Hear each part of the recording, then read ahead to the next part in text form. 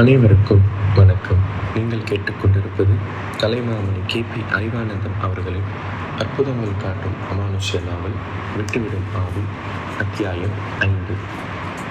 பொன்னிக்குள்ளிருந்த பேய் எனக்கு தீங்கு செய்பவருக்கு நான் தரும் தண்டனை கடுமையாக இருக்கும் என்று சொன்னபோது அத்தனை பேர் பார்வையும் சொர்ணத்தின் மேல்தான் இருந்தது. அதற்கேற்ப அவள் திகைத்து நின்றதையும் அவள் பிள்ளைகள் நடுங்கிக் கொண்டிருந்ததையும் கண்ட அவர்கள் இனி இவளால் பிரச்சனை இருக்காது என்று நினைத்தார்கள். அதற்கேற்ப மந்திரவாதி பதட்டத்தோடு, வேண்டாம் வேண்டாம், அப்படியெல்லாம் எதுவும் செய்து விடாது, அவங்க அந்த அளவுக்கு போகாம நான் பார்த்துக்கிறேன் என்று சொல்லி சொர்ணத்தை திரும்பி பார்க்க அவள் நீ சொல்வது சரிதான் என்பது போல் தலையசைத்தாள். பொன்னியை பார்த்து தலை வணங்கியபடி மந்திரவாதி சொன்னான், உன்னை பற்றி தெரியாமல் நான் என்னென்னமோ செய்து விட்டேன், என்னை மன்னிச்சிடு. உன்னை மாதிரி பேயோட்ட வரவங்க என்ன செய்வாங்களோ அதைத்தான் நீயும் செஞ்ச. அதனால் எனக்கு உன் மேலே எந்த வருத்தமும் இல்லை. இருந்தாலும் என்னை மன்னிச்சிடுன்னு சொல்லு. மன்னிச்சிட்டேன் என்று சொன்ன பிறகுதான் மந்திரவாதி நிம்மதி அடைந்தான். மீண்டும் அவள் முன் தலைகுனிந்து வணங்கினான். பொன்னி எழுந்து நின்று, நான் போகலாமில்லையா என்று கேட்டாள். மந்திரவாதி தடால் என்று அவள் காலில் விழுந்தான். அவளுடைய இரு பாதங்களையும் பற்றி கொண்டான். நீ எனக்கு ஒரு வாக்கு கொடுக்கணும் என்றான். பொன்னி புன்முறுவலோடு என்ன என்று கேட்டாள். நான் பேய் ஓட்ட போகிற இடங்களில் என்னால் ஓட்ட முடியாத பேய் ஏதாவது இருந்தால் நீ தான் வந்து எனக்கு உதவி செய்யணும். அதை ஓட்டுறதுக்கு வழி சொல்லி கொடுத்து அந்த இடத்துல என் கௌரவத்தை காப்பாற்றணும். என்னோட கடமைகள் சிலதே இந்த உடம்புக்குள்ளே இருந்து நிறைவேற்றுவதற்காகத்தான் இங்கே வந்திருக்கிறேன். நீ வேற புதுசாக சில கடமைகளை தரியே, அதெல்லாம் எனக்கு தெரியாது. என்ன உன் சிஷியனாக ஏற்றுக்கிட்டு எனக்காக நீ இதை செய்யத்தான் வேணும். அது வரைக்கும் உன் காலில் விடமாட்டேன். சரி சரி, எழுந்துரு, நீ கேட்டபடியே வர. ஆனால் அதுக்காக போகிற இடங்களை எல்லாம் என்னை கூப்பிடாது. அங்கே அவசியமாக அங்கே மட்டும் நான் வருவேன்.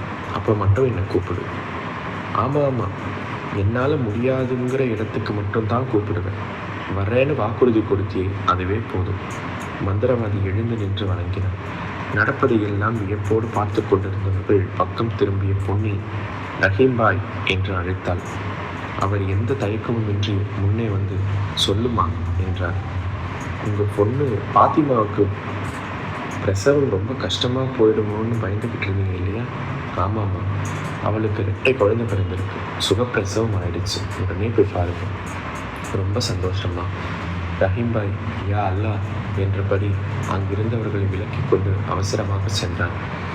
அப்போது அங்கு நின்றவர்களில் 2 இளம் பெண்கள் சற்று அச்சத்தோடு பின்னால் பதுங்குவதைக் கண்ட பொன்னி புன்முறுவலோடு, கமலா, வசந்தி, இப்படி முன்னால் வாங்க என்றாள். அவர்கள் தயங்கி தயங்கி மெதுவாக முன்னால் வந்து நின்றார்கள். கமலா பயந்தபடி திக்கி திணறி, நீ பேயா பொன்னியா என்றாள். நான் பேய் மாதிரி தான், ஆனால் பேய் இல்லை. பொன்னி மாதிரி தான், ஆனால் பொன்னி இல்லை. நீ என்ன சொல்கிறேன்னு எங்களுக்கு புரியலையே. புரிஞ்ச மாதிரி இருக்கணும், ஆனால் புரியக்கூடாது. இப்போ அதுதான் நிலைமை. அவர்கள் இருவருக்கும் அதற்கு மேல் என்ன கேட்பது என்று புரியவில்லை. ஒருவரை ஒருவர் பார்த்து கொண்டார்கள். பொன்னியே பேசினாள். நீங்களும் மற்றவங்களும் இனிமேல் ஊர் கடைசியில் இருக்க அந்த கிணத்துல தண்ணி எடுக்க போகலாம். பேய் கிணறுன்னு பயப்பட தேவையில்லை. அங்கே இப்போ பேய் இல்லை, கிணத்து தண்ணி சுத்தமாயிடுச்சு. முன்னை விட தண்ணி இன்னும் சுவையாக இருக்கும். அந்த கிணத்துல தண்ணி எடுக்க முடியாமல் நீங்கள்லாம் பட்ட கஷ்டம் எனக்கு தெரியும். அதனால தான் அதை சொல்கிறதுக்காகத்தான் உங்களை கூப்பிட்டேன். அதை சொன்ன பொன்னி அங்கு ஒரு கணம் கூட நிற்கவில்லை. யாரையும் பார்க்காமல் சென்று பூஜை அறைக்குள் புகுந்தாள்.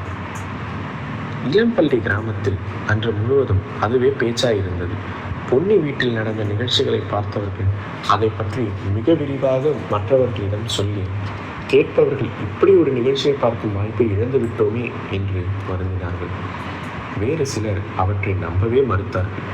வேறு சிலரும் அதே செய்தியை சொன்ன போதுதான், இது உண்மைதான் போல் இருக்கிறது, நமக்கு அதை பார்க்கும் பாக்கியம் இல்லாமல் போய்விட்டது என்று வருந்தினார்கள்.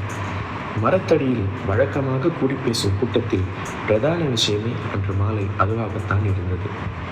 மந்திரவாதி சவுக்கடிப்பட்டு வீட்டிற்குள் அங்குமிங்குமாக ஓடியதை சொல்லி சொல்லி சிரித்தனர் சிலர்.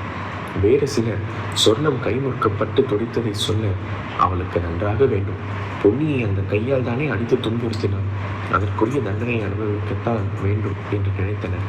அதை கேட்டவர்கள் பரமசிவம் எதையோ நினைத்து கொண்டு குபீர் என்று சிரித்தார்.